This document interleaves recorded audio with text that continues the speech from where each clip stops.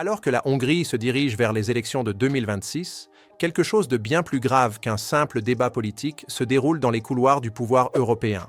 Il ne s'agit pas de désaccords politiques, ni de tensions diplomatiques, il s'agit d'un effort calculé pour neutraliser un dirigeant élu qui refuse de se soumettre à Bruxelles.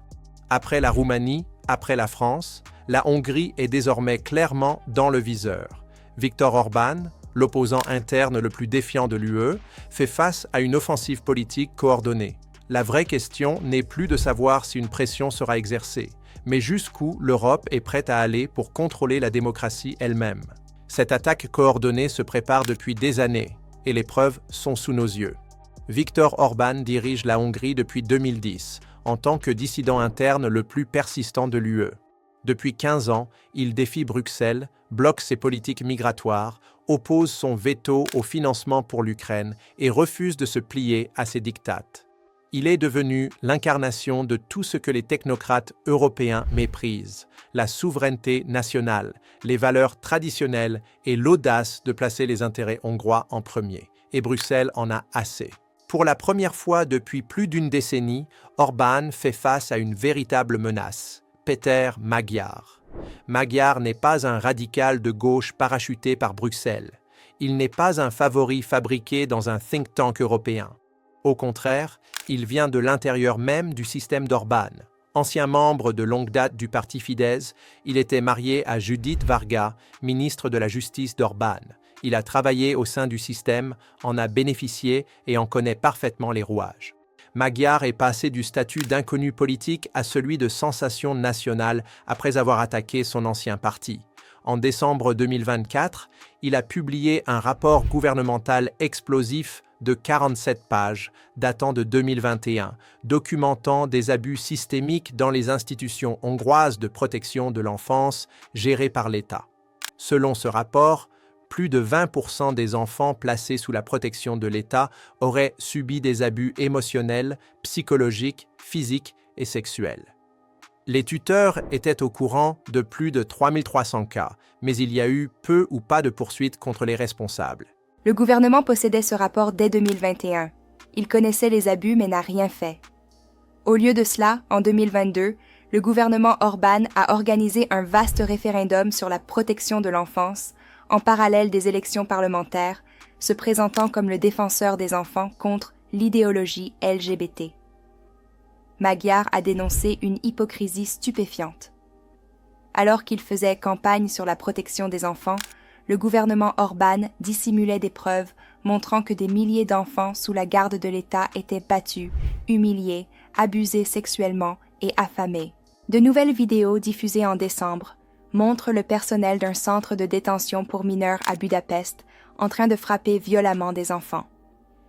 Le directeur de l'établissement avait déjà été arrêté en mai pour trafic humain, travail forcé et abus de pouvoir. Magyar a organisé des manifestations massives à Budapest. Des dizaines de milliers de personnes ont défilé avec des jouets et des torches, exigeant la démission d'Orbán. Parmi les manifestants figuraient d'anciens enfants placés, témoins directs des défaillances du système.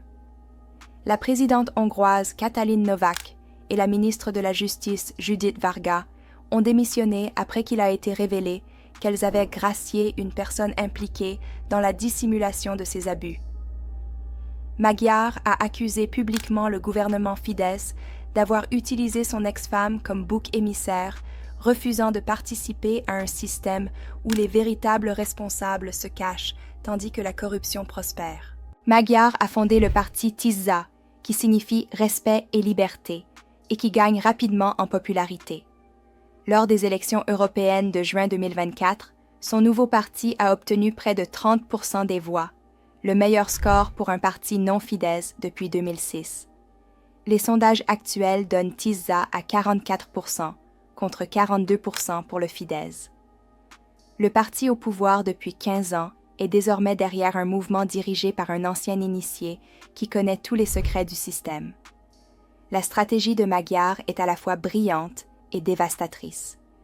Il ne promeut ni frontières ouvertes, ni idéologie de genre. Il attaque la gouvernance, la corruption et l'échec systémique. Il montre aux Hongrois que le gouvernement n'a pas su protéger les enfants les plus vulnérables de la société. Bruxelles n'est pas restée passive. L'UE retient actuellement 19 milliards d'euros destinés à la Hongrie, des fonds qui devraient servir aux infrastructures, à l'éducation et à la santé. Officiellement, ces fonds sont gelés pour des raisons liées à l'état de droit, à la corruption, à l'indépendance judiciaire, à la liberté des médias et aux droits LGBTQ+. Mais en réalité, selon ce récit, il s'agit de chantage économique pour punir un dirigeant qui refuse de se soumettre. Un document interne de l'UE, obtenu par le Financial Times en janvier 2024, révélerait une stratégie visant à saboter l'économie hongroise si Budapest maintenait son veto à l'aide à l'Ukraine. L'objectif aurait été d'effrayer les marchés, faire chuter la monnaie et augmenter les coûts d'emprunt. Le ministre hongrois des Affaires étrangères a confirmé l'authenticité du document, dénonçant un chantage politique. Selon ce texte, ce qui se joue en Hongrie dépasse largement une simple élection nationale. Après la Roumanie et la France, la Hongrie serait la prochaine cible. Les scénarios envisagés vont d'une victoire d'Orbán à une victoire de Magyar avec ou sans alignement sur Bruxelles, voire à une contestation juridique des résultats électoraux. Avril 2026 ne sera pas une élection ordinaire. Ce ne sera ni un simple affrontement entre deux partis, ni une alternance politique classique comme l'Europe en a connu tant d'autres. Ce scrutin marquera un moment charnière, un point de bascule historique pour la Hongrie et, au-delà, pour l'ensemble du continent européen. Ce qui se joue à Budapest dépasse largement les frontières nationales. Il s'agit de savoir qui détient réellement le pouvoir en Europe. Les citoyens par leur vote ou des structures supranationales qui tolèrent la démocratie uniquement lorsqu'elle produit les résultats attendus. D'un côté se dresse la vision d'une Europe toujours plus centralisée, gouvernée depuis Bruxelles, où les décisions majeures sont prises par des institutions technocratiques éloignées des réalités locales. Dans cette vision, la souveraineté nationale est perçue comme un obstacle, la dissidence comme un danger et les gouvernements élus qui s'écartent de la ligne officielle comme des anomalies à corriger.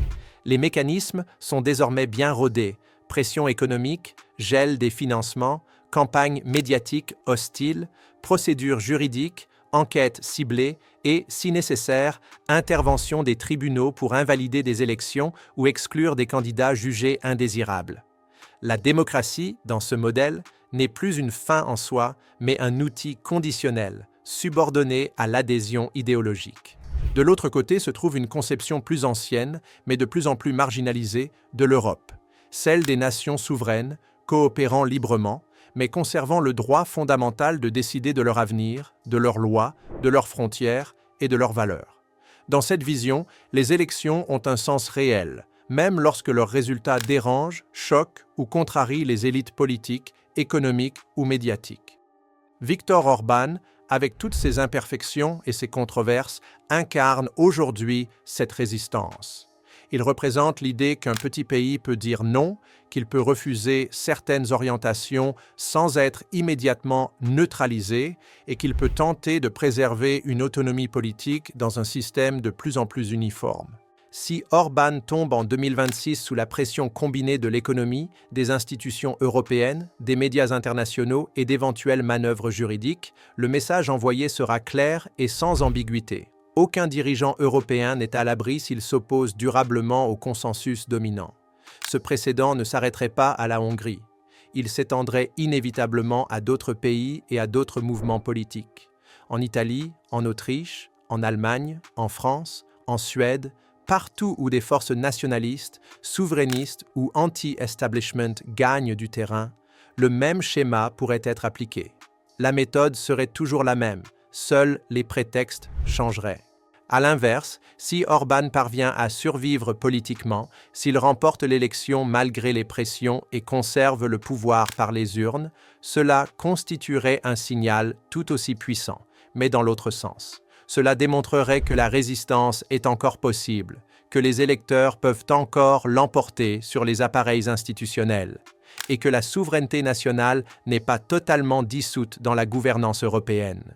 Une telle victoire ne serait pas seulement celle d'un homme ou d'un parti, mais celle d'un principe, celui selon lequel la légitimité démocratique ne peut être annulée par des pressions économiques ou des décisions prises hors du cadre électoral.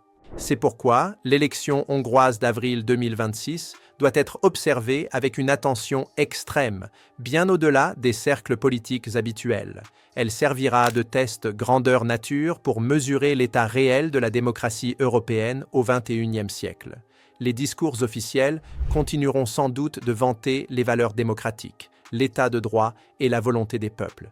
Mais ce sont les actes et non les mots qui révéleront la vérité.